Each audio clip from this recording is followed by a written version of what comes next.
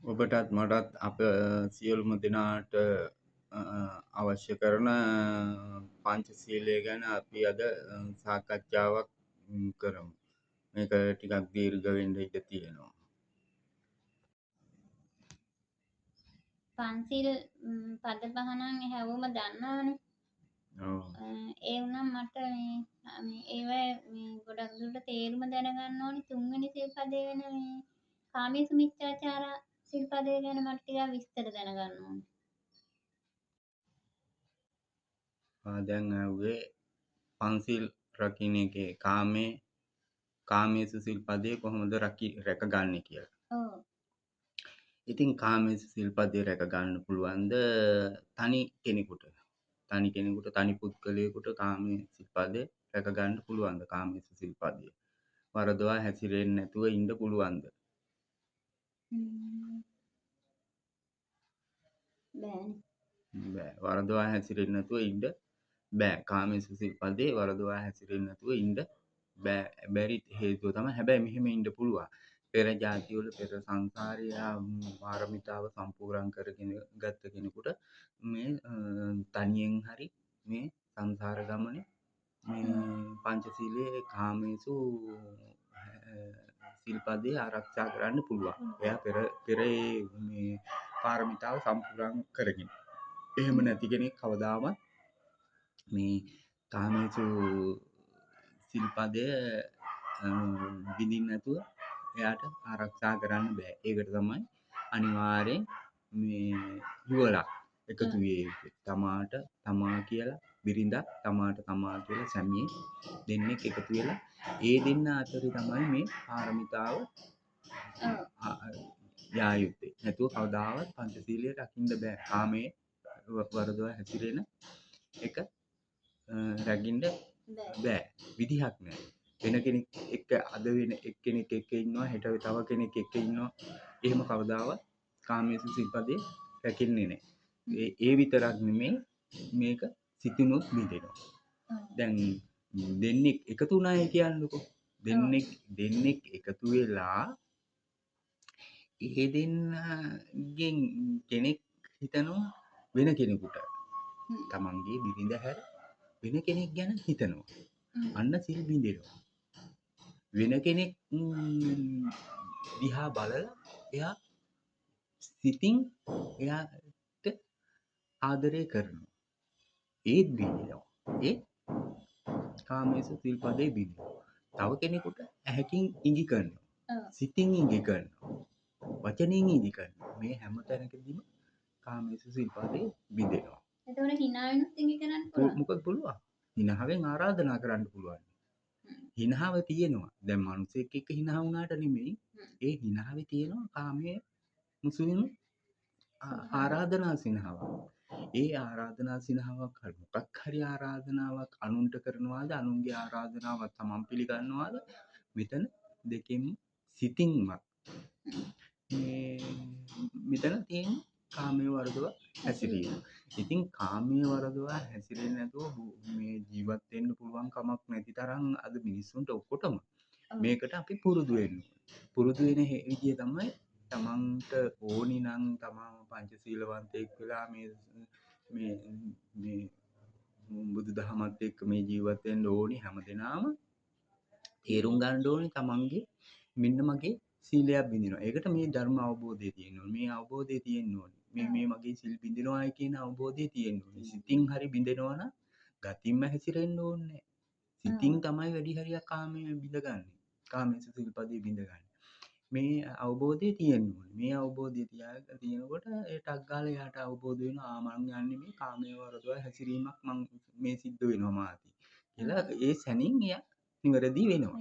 ඒක තමයි වෙන්න ඕනේ. ඒ කියන්නේ අපි මේ අවදානෙන් මේ ඇසුරු කරනවා නම් කෙනෙක් මේ යහළුවෝ ඇසුරු කළාට කමක් නෑ. ඒ ඇසුරු කරන්න ඕනේ. හැමෝම ඇසුරු කරන්න ඕනේ. ඇසුරු කළාට තමාගේ සිත තුළ ලැබුම් ගන්න කිසි කෙනෙකුට සිත තුළ ගත තුළ නිත තුළ වෙනත් කෙනෙකුට ලැබුම් දෙනවාද? සිත තුළ සිතින් හෝ වෙනත් කෙනෙකුගේ සිතකට ආරාධනා කරනවද? ඔව්. වෙනස් සිතක ලැබුම් ගන්න තමා යනවද? තමාගේ සිත තුළ වෙනත් කෙනෙකුට ලැබුම් දෙනවාද කියන එක සිතින් හරි සිතුවිල්ල පහළ වුණොත් එතන කාමයේ වරදවා සිරීම. ඔව්. එතකොට මම දැන් එන්නම්කෝ මේ පළවෙනි සිල්පදේ එන පාණාතිපාතායි. නේ අපේ පංචශීලයේ පළවෙනි සිල්පදේ. එතකොට පළවෙනි සිල්පදේ කොහොමද ආරක්ෂා කරන්නේ අපි? පාණාතිපාත ප්‍රාණඝාත නොකිරීම. ඔව්. ප්‍රාණඝාතයෙන් වැළකීමනේ. ඔව්. ප්‍රාණඝාතයෙන් වැළකීම කියන්නේ හරි අමාරුයි මේක කරන්න. මේක කරන්න අමාරුයි. හැබැයි තමාගේ චේතනාවයි මෙතන චේතනාව මුල් වෙනවා. චේතනාව. මිනිස්සු හරි තැනක හරි පීඩාකාරී තැනක මේ හිර වෙලා ඉන්නවා. මේ වැඩපොළ කරන මිනිස්සු හරි පීඩාකාරී තැනක මෝහයෙන් මත් වෙලා මේ ඉන්නවා. ඒ මිනිස්සුන්ට වැඩ කරගන්නත් බෑ පෙලක් ඇයි. මම මේ වැඩ කරනකොට මම දන්නවා මිනිස්සු හරි මෝහයෙන් මත් වෙලා මේ ඒගොල්ලන්ගේ චරිත ස්වභාවය බොහොම පහළ තියෙනවා. නමුත් මේ ලෝකයාට පේන්න වගේ මේ ප්‍රාණඝාතයක් වෙයි කියලා මේ කූඹින් බේරලා හරි හැම්මෙන් නිකන් මවාගත්ත සිතුවිල්ලකින් ඒගොල්ලෝ මේ සිතට පීඩාවක් ඇති කරගෙන වැඩ කරනවා. අපි මේ ප්‍රාණඝාතය කියනකොට අපි ප්‍රාණඝාතය අපි මස් පිණිස සත්තු මරන්නේ හේතුවක් නැතුව කිසිම සතෙක් මරන්න ඕනේ නැහැ. හේතුවක් නැතුව. හැබැයි සර්පයෝ හැම මරන්න ඕනේ නැහැ. සර්පයෝ කියන જાතිය මරන්න ඕන જાතියක් නෙමෙයි. සර්පයෝ මරන්න අවශ්‍ය නැහැ. උනුත් ඒ නිසා ඒවා තේරුම් ගන්න ඕනේ. මිනි මැරීම තමයි ලොකුම පාපය. ඒවයි ඉතින් තියෙනවනේ නේද දෙමව්පියෝ මැරීම ගොඩක් ඒවයි තියෙනවනේ ගොඩාක් විශාල පරත් එහෙම නෙමෙයි මං කියන්නේ මේ ප්‍රාණඝාතයෙන් වැළකෙන්න ගොඩ හැමදෙනෙක්ම ඔය මිනි මරන්නේ නැහනේ. නමුත් මේ පුංචි සත්තු මැරෙනවායි කියලා මිනිස්සු හරියට මේ සිත් පීඩාවෙන් ඉන්නවා. ඒවයින් බේරිලා ඉන්න බෑ කියලා නෑ. මේ චේතනාව තමයි එතන ගැටලුව කරගන්නේ මේ මිනිසා. චේතනාව දැන් Taman රස්සාවක් කරනවා. තමන් මොනහරි තමන් ගොවිතැනක් කරනවා. ගොවිතැන් කරන කෙනාට පුළුවන් පණුව කැපෙන්නේ නැති වෙන්න ගොවිතැන් කරන්න. බෑ. එතකොට එයාට තියෙන ගොවිතැන අතහරින්න. එතකොට එයා කොහොමද ජීවත් වෙන්නේ? එයාට ලැබිලා තියෙන්නේ ගොවිතැන. ගොවිතැන් කරන්න. ගොවිතැන් කරන කෙනාට පුළුවන් පණුව කපන්න නැතුව ගොවිතැන් කරන්න. බෑ. එතකොට මේ තෙල් ගහන්න නැතුව අද කාලේ කුඹුරු කොලන්න පුළුවන්ද? බෑ. ඒවට බෙහෙත් ගහන්න එපා. තෙල් බෙහෙත් ගහන්න වෙනවා. ඒ කාලේ ඉපදුනා නම් ඒවා හරියට කරන්න ඕන. ගොවියෙක් වෙලා ඉපදුනා නම් ගොවියා ගොවිතැන හරියට කරන්න ඕනේ. ගොවිතැන හරියට කරන්න ඕනේ. රටට බත සැපයීමනේ ගොවියා කරන්නේ. මේ ගොවියා කරන්නේ රටට බත සැපයීම. එහෙනම් ඒක හරියට කරන්න ඕනේ. ඒ දේ හරියට කරනකොට මේ කරන්න නම් මේ පණුව ගැන හිතලා හරියනවද? නෑ. පණුව නෙමේ එයාගේ චේතනාව පණුව වෙන්න බෑ.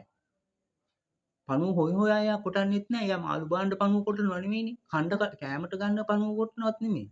එයාගේ චේතනාව වියේතේ ගොවිතැන. මා රටට බත සපයන්නේ. මා රටට බත සපයන්නේ. මා මගේ දරුවන්ට බත සපයන්න ඕනේ. මං අනිවාර්යෙන් කරන්න ඕනේ මේක. මේක තමයි අපිට ධනට හේතු වෙන්නේ. ඉතින් එයා අර තමා විසින් ගොඩ නගාගත්ත අකුසල සිතක් හදාගෙන පණුව කැපෙනවයි කියලා. තමා පණුව කපන චේතනාව හොන්නේ නැහැ. පණුව කපන චේතනාව නෙමෙයි තමාගේ චේතනාව. චේතනාව පිරිසිදු වෙන්න. චේතනාව බත සැපීම. බත සැපීම, ආහාර සැපීම, ගොවියා කියන්නේ ආහාර සැපීම. ලෝකයට ආහාර සපයා දීම. මටත් අන් අයටත් ආහාර සපයා දීම මේක හරියට කරන්න ඕන. මේ දේ හරියට කරලා දෙනවා නම් ඉතින් දැන් මැහි තෙල් ගහන්න නැතුව පුළුවන්ද? හැබැයි මැස්සන්ට තෙල් ගහන එක නෙමෙයි. එයාගේ චේතනාව විය යුතුයි. ගොයන් කරලා ආරක්ෂා කර ගැනීම. ගොයන් කරලා ආරක්ෂා කරගත්තොත් විතරයි බත සපයන්න පුළුවන්. බුදු පුදට දන් දෙන්න පුළුවන්. ගොයන් කරලා බොල් වුණොත් බුදු පුදට දන් දෙන්න පුළුවන්. බෑ. ගොයන් කරලා බොල්ලුණු දරුවන්ට කන්න දෙන්න පුළුවන්. ගොයන් කරලා බොල්ලුණොත් කාටවත් මේ දෙන්න පුළුවන්. එතකොට චේතනාව කොතනද? චේතනාව තියෙන්නේ ගොයන් කරලා ආරක්ෂා කරගන්න. ගොයන් කරලා ආරක්ෂා කරගන්න තෙල් සැපියුවට මැස්සට තෙල් ගහන එකක් නෙමෙයි. ගොයන් කරලා ආරක්ෂා කර ගැනීමට තෙල් ගහන්න ඕනේ. ඒක ඉතින් ඊට පස්සේ ඒකෙන් චේතනාව සතා මේ ගොයම් මැස්සෙක් නිසා රටට බත සපයන එක නවත්තනවද? නැත්නම් රටට බත සපයලා මේ තෙල් ටිකක් ගහලා රටට බත් සපයන එකද උතුම් කියන එක තෝරගන්නත් ඕනේ. අර අකුසල සිත කියන එක සිතින් අයින් කරගන්න ඕනේ. අකුසල සිත සිතින් අයින් කරගන්න. සිතුවිල්ල. මම මැස්සා මරනවා කියන සිතුවිල්ල නෙමෙයි රටට බත සපයනවා කියන චේතනාව මුල් කරගන්න. තේරුණාද? මේ වගේ තමයි හැම දෙයක්ම. දැන් ඔය මිනිස්සු මේ දැන් මදුරුවා දැන් මදුරුවෙක් ගහුවා නිකම්ම කොට අත ගිහින් ඌට ගැස්සෙනවනේ. එතන තමයි තියෙන්නේ මදුරුවා කියන්නේ ජීවිතයක්. ආත්ම. හැබැයි මදුරුවෝ ගාලකට ගිහිල්ලා ඉවරලා හිටන් තමන් මොකක් හරි උපක්‍රමයක් යොදාගෙන බේරෙන්න ඉපෑ. තමා කෝපයෙන්, වෛරයෙන්, දුෂ්ටකමින් මූ දරාගෙන ඉවසාගෙන බොරුවක් පෙන්නලා ඉන්නවා එකද මූගෙන් නිදහස් වෙලා මූගෙන් ඈත් වෙන්න පුළුවන් ඈත් වෙනවා නැත්නම් වෙන මොනවායි හරි උපක්‍රමයකින් හරි කෑවොත් වේදනාව දරාගෙන දැන් මදුරුවෙක් කනවා පැය කාලක් විතර මූලේ බොනවා. ලේ බොනකම් සිත තුල කෝපයක් හටගෙන ඉවසාගෙන ඉන්නවා. මෙතන වැඩක් නැහැ.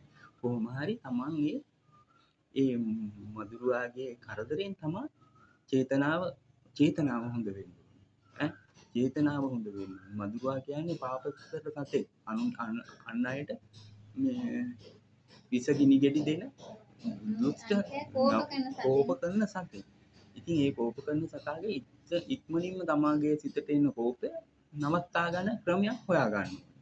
මෙහෙම හිතන්නකෝ. දැන් කෙනෙක් යම්කිසි මිනිසෙක් කියන්නේ මිනිසෙක් Tamanට මොනවත්ම කරගන්න දෙන්නේ නැහැ. කිසි දෙයක් කරගන්න දෙන්නේ නැහැ. එතකොට ඒ මිනිසයාට මෛත්‍රී කරනවායි කියලා මෛත්‍රිය එයා දන්නේ නැහැ. ඒ මිනිසයා මුගාම කරන්න දෙන්නේ. මේ මිනිසයා පරාජය කළ යුතුයි. මොන හරි නොහේ කමන්නේ කියලා ගහලත් යනවා. ඊට පස්සේ තමන් කණ්ඩ ගත්ත බත්පතත් නැති කරනවා. මොකවාම කරන්න දෙන්නේ. තමගේ ළමයට උගන්වන්න දෙන්නේ නැහැ. මේ මරලා නෙවෙයි මං කියන්නේ. මේ මිනිස්සයා පරාජය කළ යුතුයි. ඔව්. ඒ තැන් වල ඒවා තේරුම් අරගෙන ඒ තමා කරන යහපත් චේතනාවට හරස් වෙන දෙයක් ඇත්නම් ඒ පරාජය කළ යුතුයි. ඒක තමයි මාර පරාජය කියන්නේ. බුදුහාමුදුරුවෝ පරාජය කළා. හැබැයි බුදුහාමුදුරුවෝ ලේ හෙල්ලුවේ නැතුණාට බුදුහාමුදුරුවෝ බොහොම දරුණු පහරවල් ගැහුවා.